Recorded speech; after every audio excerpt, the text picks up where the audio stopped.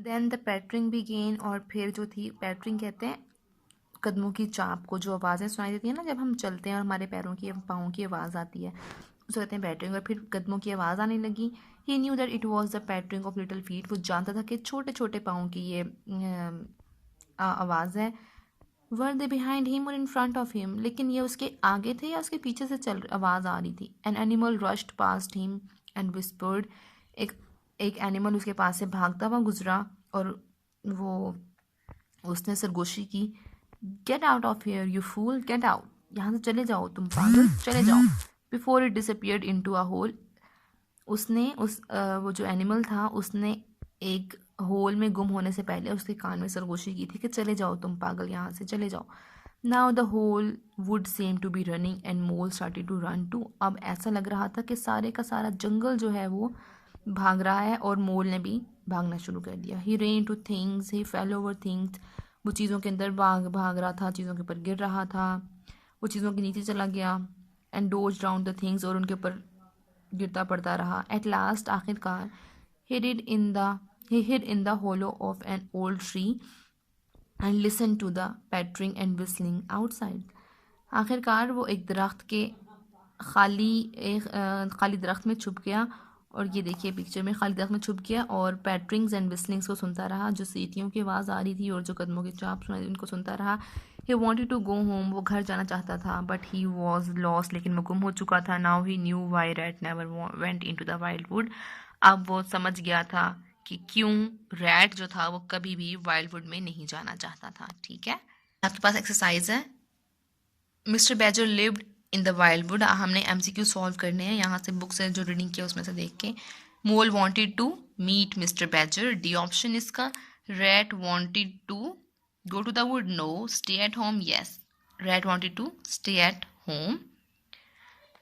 In the wood Mole thought he saw evil faces दिखाई दे रहे थे मोल को। He heard whistling and pattering, C option है। ही फेल्ट फ्राइटेंड, बी इसका ऑप्शन है। ठीक है, के पास यूनिट 13 लेसन 4 सेंटेंसेस, वो कह रहे हैं पीछे की तरफ देखिए और आंसर करें। एग्जाम्पल दी हुई, what is the weather like in spring, answer है इट इज़ वार्म। हमने इसी तरह अपना ये जो कॉलम है ये फिल करना है।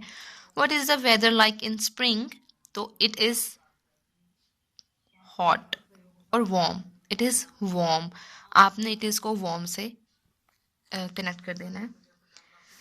What is the weather like in summer, summer में वेदर कैसा होता है, हॉट, सो आप मैच करेंगे, it is hot. What is the weather like in autumn? Autumn में कैसा होता है, cool होता है ना, so it is cool. And what is the weather like in winter? It is cold. ठीक है, आगे आइए, उन्होंने कहा है complete the sentences using these verbs. In verbs को use करते हुए हम लोगों ने क्या करना है, अपनी ब्लैंक्स को फिल करना है। आपको पता है verbs क्या होते हैं, हम पढ़ चुके हैं verbs क्या होते हैं। Action words are called verbs. Example दी हुई है, Mole wanted to meet mister badger.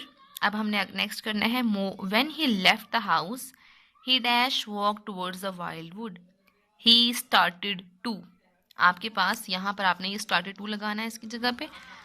There seemed to be evil faces in the holes. He tried to get out of the wood, but he was lost. First he heard soft whistling and then it started to get louder. Mole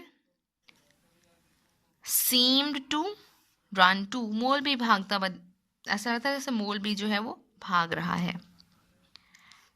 He dash go home. He wanted to go home. ठीक है, ये आज का आपका lesson था। Clear है? Okay जी।